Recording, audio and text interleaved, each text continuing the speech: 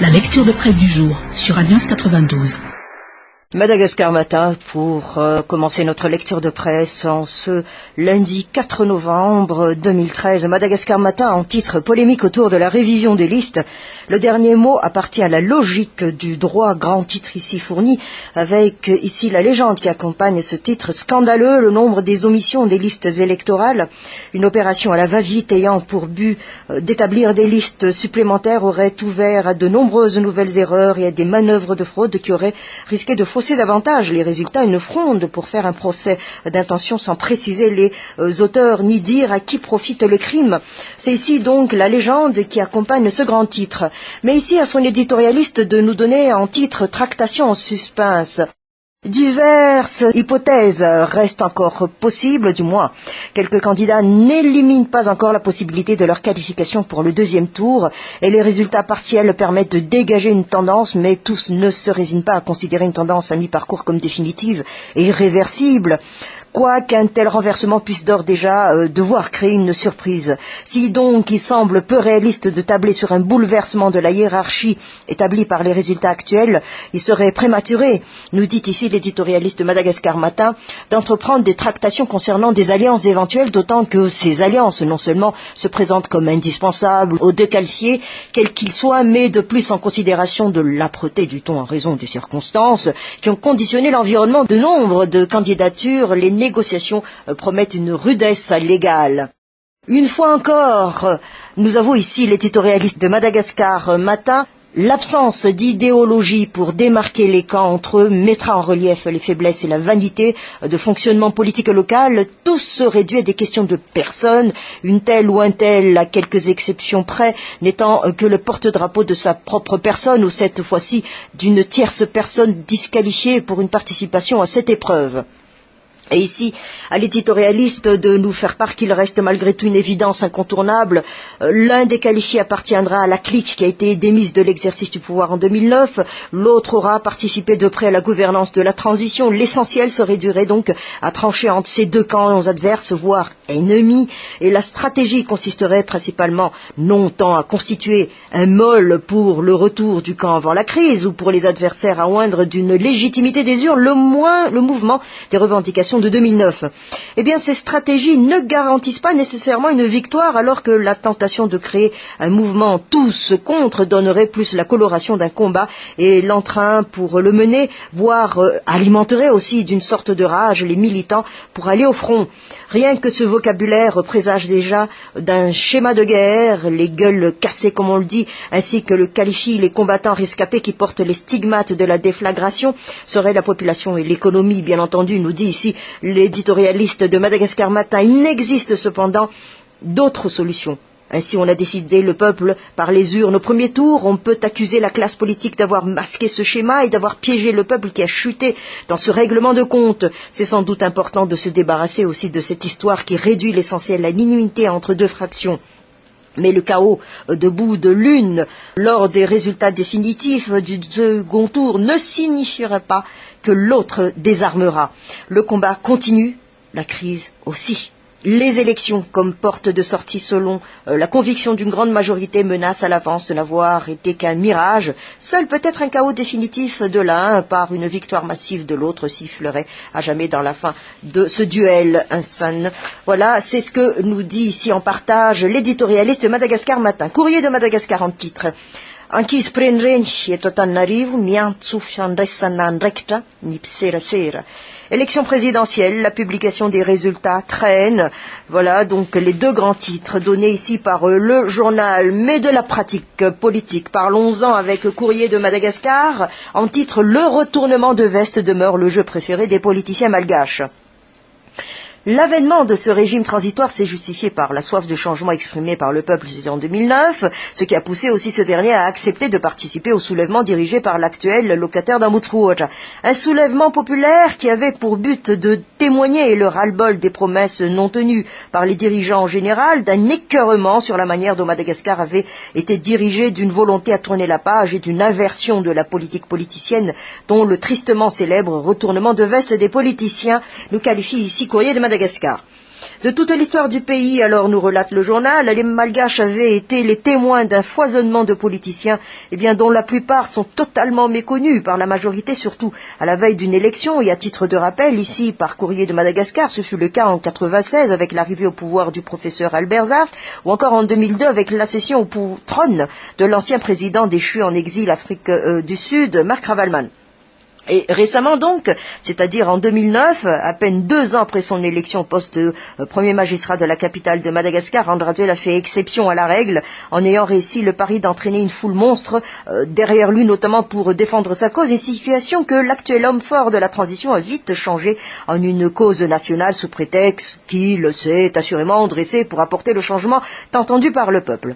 Et parmi les engagements d'à l'époque, la mise à l'écart des vieux loups, de la politique et de leurs démons, ceux qui, justement, n'ont rien fait pour le pays, mis à part le fait qu'ils ont pourtant tout fait pour s'agripper au pouvoir, ou du moins chercher tous les moyens pour en faire partie afin de bénéficier des mannes d'en haut. À noter également, nous dit ici Courrier de Madagascar, que le peuple a effectivement été témoin du passage d'un tel ou tel individu, de tel parti politique à tel autre peu de temps après seulement, pour être au pouvoir afin de continuer justement à bénéficier des intérêts qui sont liés à tel poste tant convoité, pour ne citer que le fait de devenir ministre, parlementaire, membre du staff et autres. Et bien évidemment, pour parvenir à leur fin, FINS ou fin FIMS, c'est selon notre cher politicien, n'ont aucune honte à user même de toutes les techniques possibles et stratégies inimaginables au détriment de ce qu'ils appellent eux-mêmes la déontologie et l'éthique. Et actuellement, on constate ici alors, maintenant, Courrier de Madagascar, c'est-à-dire à l'aube de la tenue du second tour à la présidentielle, car maintenant il est sûr que, et certain qu'il y en aura, ce changement n'est tout simplement pas très de voir le jour. La preuve, la majorité de ces politiciens, toujours eux, bien entendu, qui, tellement souciés de leur avenir et de leur devenir, ne cessent plus actuellement de multiplier les actions de lobbying afin de ne pas rater ce qu'on dirait ici le prochain train, pour être du voyage, pour faire partie du lot des tenants du pouvoir, afin de continuer à jouir les avantages et intérêts qui vont avec. Midi Madagascar, pour enchaîner tout de suite la lecture de presse Alliance au deuxième tour, primature et ministère, clé convoitée, c'est le grand titre ici fourni par le journal, mais de sa colonne, vision, second tour complexe, c'est le titre ici donné. Les contestations vont pleuvoir, pourquoi? Eh bien, la Sénite dicte sa loi, nous dit ici vision de Midi Madagascar, pas de publication des résultats du premier tour de l'élection présidentielle du 25 octobre par bureau de vote, la population doit se contenter de la publication des résultats par région, district balancé sur son site qui ne répond que sommairement à ses attentes de transparence au total. C'est ici l'introduction de cette colonne de vision de Midi Madagascar. Les contestations vont pleuvoir donc, non pas seulement à cause de la méthodologie adoptée de publication qui donne une part belle à l'opacité, mais aussi, il nous dit ici vision, à cause des résultats publiés qui ne convainquent pas des candidats et des électeurs qui soupçonnent des magouilles et fraudes des résultats à différents endroits. Eh bien, des candidats comme Adjondren Arvel, Pierrot Radzon Arvel, Roland Ratier demandent la confrontation des PV. Les deux premiers ont déposé leur plainte en ce sens au niveau de la CES. Camille Vital porte aussi une grande méfiance aux résultats produits dans la Timotsnan et d'autres districts par la Sénite. Néanmoins, nous dit ici Vision de Midi Madagascar, il est de plus en plus confirmé que la sortie de crise passe par l'élection. Le vote des électeurs est essentiellement allé aux candidats qui représentent le mieux les deux camps protagonistes de la crise. Le docteur Jean-Louis Robinson pour Marc Ravalman, Ayer Adjormapian pour Andraduel. Et les résultats provisoires montrent cette ambition des électeurs de les départager pour une bonne fois, pour toutes donc.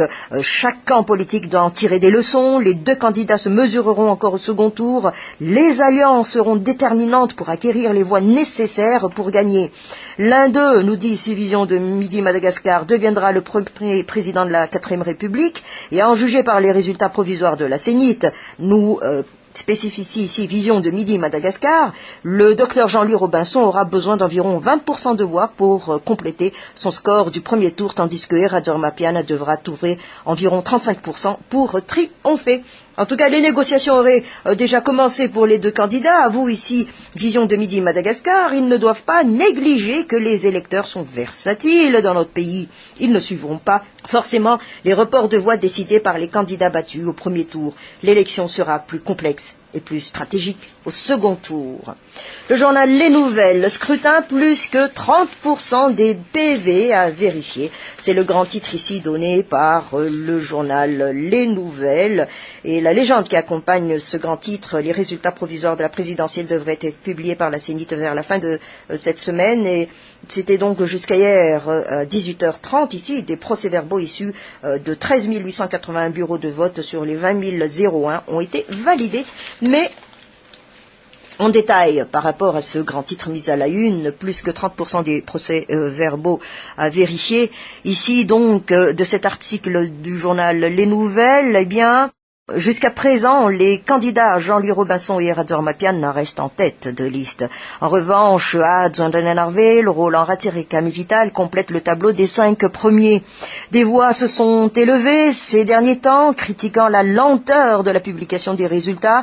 Et selon France 24, eh bien, la CENIT a fait appel à des hélicoptères venus de Namibie, du Kenya et d'Afrique du Sud pour acheminer les bulletins de vote depuis les zones enclavées vers la capitale, ce qui n'empêche pas pour autant les candidats de prendre des devants face à des suspicions de fraude, notamment dans certains bureaux de vote.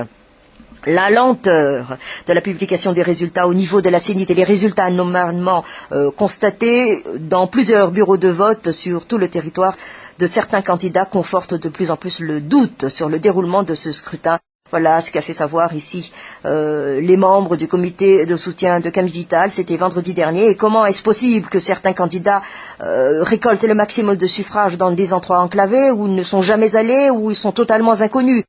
Se sont interrogés ici les candidats, et les candidats Ad Zondenarve et Piero Razonarve ont par ailleurs aussi saisi la CES donc pour confronter les PV. L'Express de Madagascar, contentieux électoraux, la CES entre en scène. C'est le grand titre ici donné par le journal. Eh bien, la Cour électorale spéciale, comme il a été dit, donc, entre définitivement en scène, et ce à partir de ce jour. C'est la date de clôture du dépôt des dossiers de recours concernant ainsi le scrutin présidentiel du 25 octobre, et peu d'informations sont encore disponibles sur le nombre de demandes arrivées à Mbouida. Mais d'après certaines indiscrétions, nous dit ici l'Express de Madagascar, il est assez important, et aucun délai précis n'est imposé à cette institution pour trancher, mais logiquement, la plupart des requêtes devront être traitées avant la proclamation officielle des résultats définitifs. Et toujours selon le texte, eh bien, la CES dispose d'une quinzaine de jours après la sortie des résultats provisoires par la CENIT pour proclamer les résultats définitifs.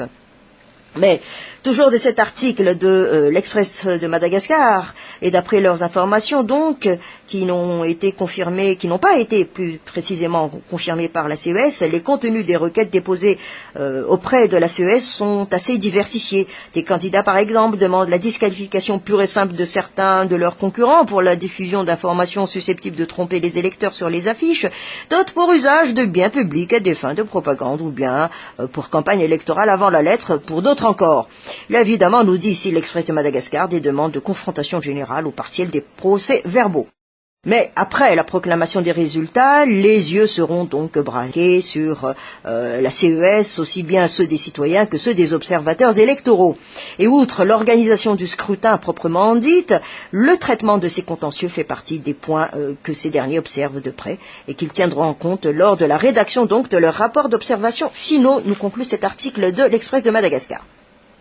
La CENIT contestée, quid du deuxième tour, point d'interrogation, c'est le titre ici donné par le journal La Gazette de la Grande Île. Mais parlons aussi des législatives. Eh bien, la Tsimdran, circonscription les plus convoitées, c'est ce qu'on nous titre ici. À Tsimdran, district de la capitale, sans doute le plus vaste et le plus important du pays en termes de découpage électoral, nous dit d'emblée ici la Gazette de la Grande Île. À elle toute seule, eh bien, la localité du moins, pour ce qui est des prochaines législatives sur l'île, compte pas moins de 255 000 électeurs et 304 bureaux de vote répartis à travers 26 communes différentes. Oui, c'est vrai.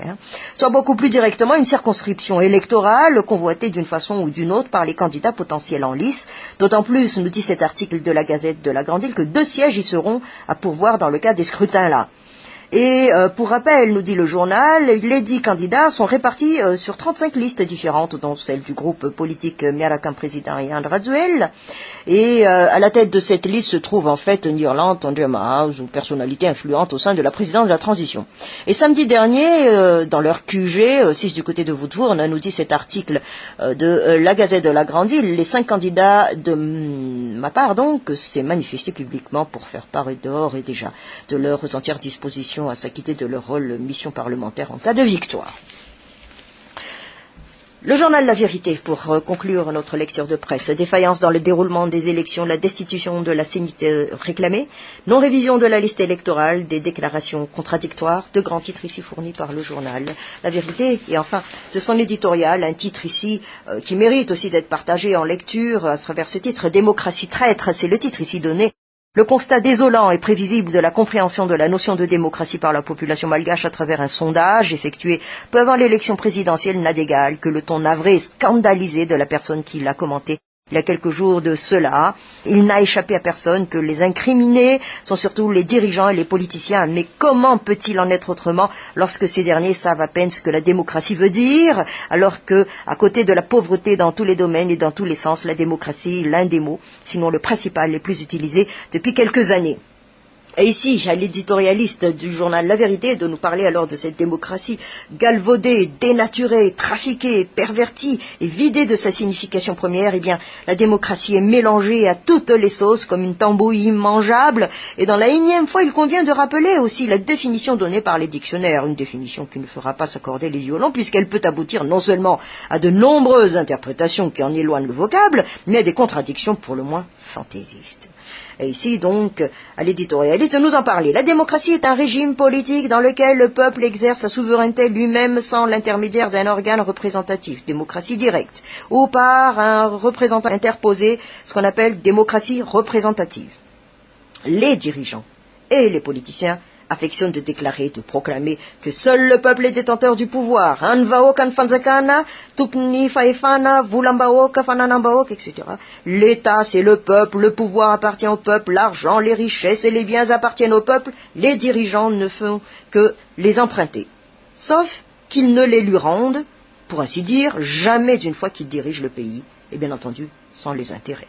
Ce qu'on dirait ici, représentants interposés sont bien entendu les parlementaires, censés examiner donc, proposer, voter toutes les lois concernant en premier lieu ce peuple et dans un seul et unique intérêt.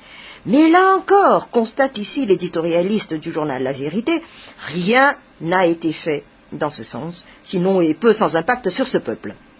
La démocratie est donc une affabulation, une trahison, ce qui n'est guère surprenant dans ce royaume où les aveugles sont rois. Qui plus est, l'inculture, l'ignorance sont savamment entretenus à telle enseigne que les facteurs déterminants des votes ne sont pas objectifs ni conscients. Il est normal et logique que le peuple se rendant compte de la mascarade descende dans la rue, faute de pouvoir de faire entendre autrement, pour retomber d'ailleurs dans les mêmes pièges posés par les mêmes ou par des nouveaux venus. Eh bien, le seul élément, nous dit ici l'éditorialiste du journal La Vérité, le seul élément de la démocratie qui semble être connu est la liberté d'expression. Et quoi qu'on dise, les langues se sont déliées depuis la transition, démesurées qu'elles sont coupées. Et quoi qu'on dise, les langues se sont déliées depuis la transition actuelle, mais de manière souvent déchaînée, démesurée, qu'elles sont coupées à juste titre ou non. La démocratie à l'occidental n'est pas une panacée, surtout dans des pays pauvres et analphabètes. Elle n'est qu'une succédanée artificielle à tous les problèmes et dans de nombreux cas, elle fait plus de mal que de bien.